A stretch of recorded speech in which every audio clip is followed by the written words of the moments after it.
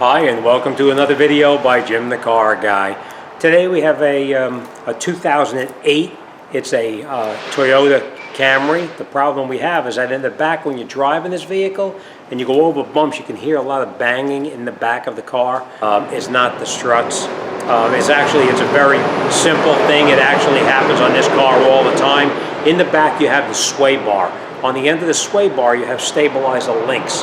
The links on the end have a tiny, tiny little bit of play in them, but the big problem with this car here is the sway bar bushings themselves.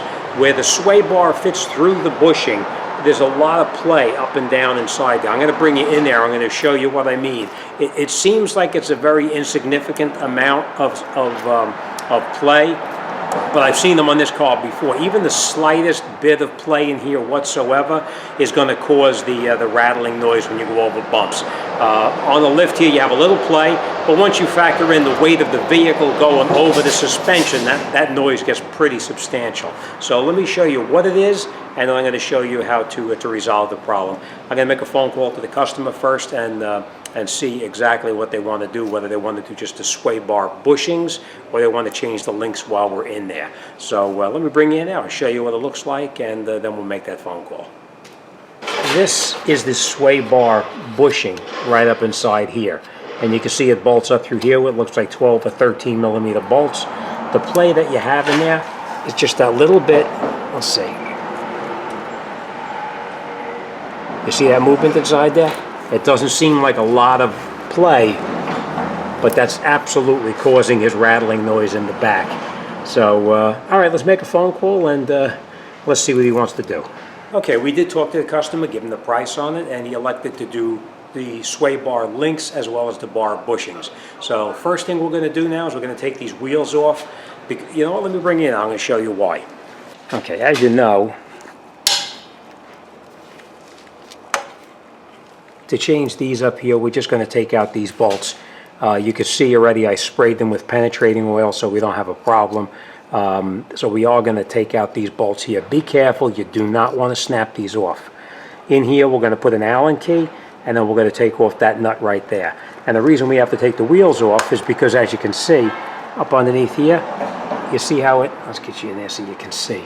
You see up inside here how it faces in towards the wheel? We're just going to take the wheel off for a little bit easier access up underneath here. So, all right, let's take the wheels off and let's continue.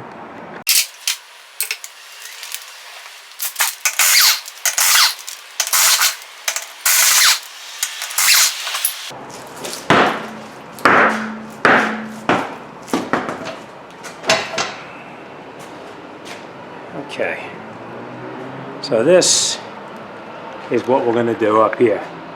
Oh yeah, you can see there were sensor track shocks, and they were probably loaded, so it's a complete assembly.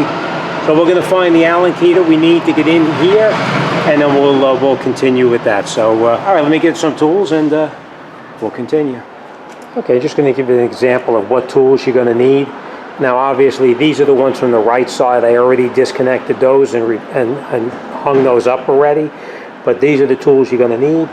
You're going to need an air gun. If you don't have an air gun, you're just going to need a socket. It does make it a little easier when you have an air gun to do it, but if not, you can do it with a socket. We're going to need an 18 millimeter wrench, a 14, a 3/8. I think this is 15, that's 14 millimeter. We're going to need an extension with a 12 millimeter socket, a couple of ratchets, very long extensions. You're going to need an Allen key to get in to hold the, actually, you know what, let me show you. To hold the end of the stabilizer link right there, but I'll explain that to you in just a minute. A light so we can see what we're doing. A hammer just in case, and these are the replacement parts. Now, the replacement part, as you see, is a little different than the standard factory part. Now you see in here, you have to get in here with the Allen key. They strip out all the time. Once they strip out, you have no choice but to cut that off with a hacksaw or a Sawzall or something like that. What I like about the replacements here, these are actually made by Moog, this particular one. You can get in here with a wrench and you can hold it in the back like that while you tighten this up right here. So later on down the road, if you need to change it for any reason again, you can just hold this in the back here and you don't have to worry about that little hole right there stripping out and causing you a problem. This is the bushing itself that holds the bar in place, and as you can see, there's a big difference in the size right there. You can feel the difference when you put your finger in there. You can feel the difference. You see how far it goes in there? And look at here, it goes all the way up past my knuckles. So this one here is worn out, and that was the side that was not bad. The driver's side is the one that was the worst. So let me show you what I did up underneath here. For now, I did take out that bushing there. I installed a new bushing in here, and I just have it hung in there loosely. I didn't tighten anything up yet, and this, as you can see, is loose in here as well. We're not going to tighten this up until we get the other side done too. So first thing we're going to do is we're going to come in here with an air gun, and we're going to shoot that nut loose. It's not going to come off, but it will break it loose so that I can hold this in here with the Allen key and then take this off right here.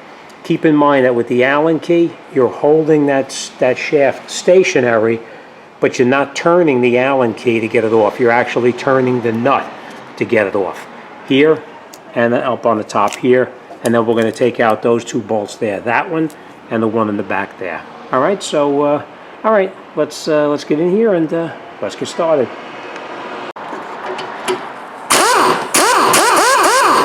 So that breaks that bolt loose. You see how it's loose, but it just keeps on spinning the shaft. So now what we're going to do is we're going to come up here and we're going to disconnect that. Now remember what I said. You're actually not turning the Allen key in here. You're actually using the wrench to turn it to get it off. So we're going to put the wrench on. We're going to put our Allen key in. And remember, it's going to be a little bit rusty in there as well. And now just hold the hold the ratchet and use the wrench to get it off.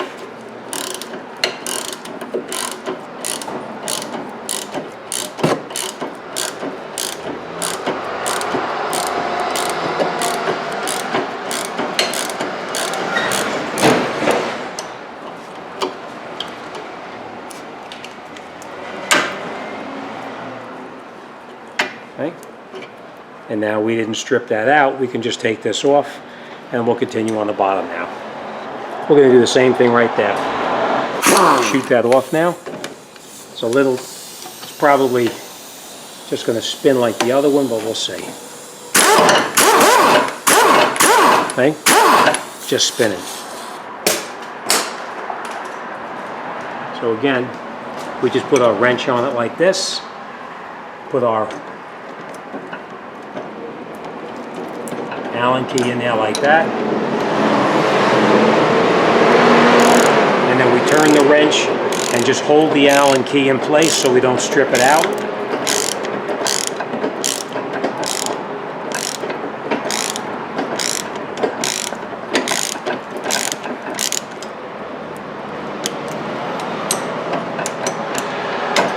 Now if it strips out, don't worry about it. It's a little more work, but you just have to get in here with a Sawzall and cut that nut off this way here. All right, so we'll take this out now. And now we're going to take out the bolts up on the bottom here. Now, you can use an air gun to take these two out. I don't like using air back here because sometimes they'll just snap right off. So I do take it out by hand, but you can use an air gun if you wanted to get it out.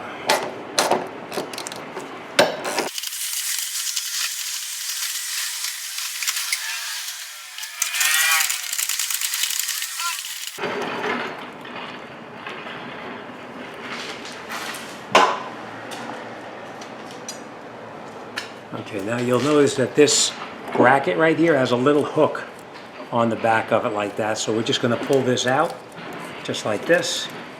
And that play that you had was right inside there. All right, so let's take this out. Like that. We'll take our replacement. Put our replacement over the bar, and you can see it's significantly tighter on there. All right, we're going to take this and we're going to hook this end back up on the top here first.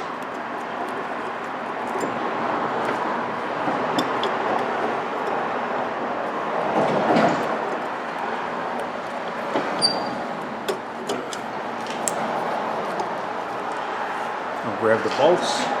Just so you know, I do never seize these bolts just to make them come out easier in the future.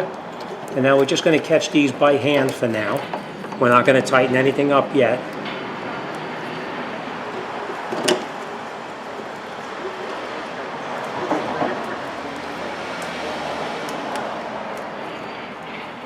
All right, so that's good for now. Okay, so what we're going to do now is we're going to put our sway bar link back in place where it came out. On the bottom, we're going to catch it with the bolt for now. Catch the one up on top, of course, the same thing. And now we're going to tighten everything up. Okay, like I said, you could use an air gun if you wanted to.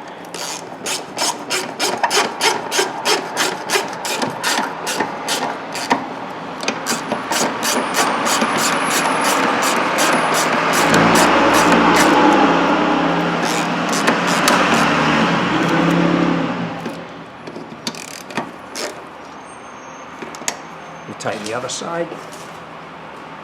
Next thing we're going to do is we're going to tighten up that bolt right there. Okay, what I like about these is that you get up here with the wrench, just like that, and you hold it, and we can tighten this up.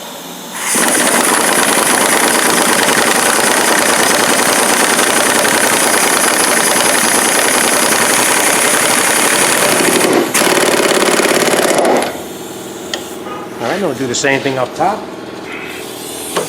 Okay, we'll hold it with the wrench like this.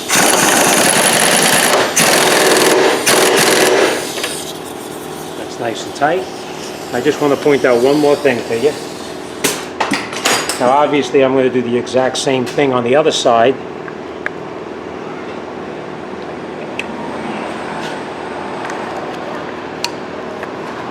Now you see the grease fittings? That one is facing down, so we can get in there real easy with the grease gun. But this one is facing up. It's going to be a little bit more difficult to get to. So we're going to turn that grease fitting now. And that's where this 3/8 wrench comes in handy.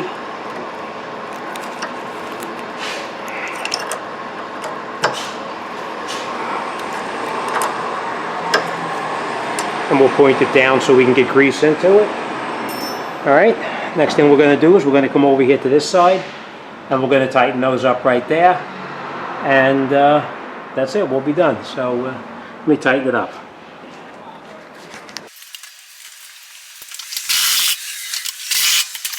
Okay, so that's pretty much it. We have both sides sway bars on. We have all 4 of the bolts that hold the bar back in place, and you know what? I should have showed you this. We'll grab the bar. And you can see that there's no movement at all in that bar. Okay, so that's it. You're all set.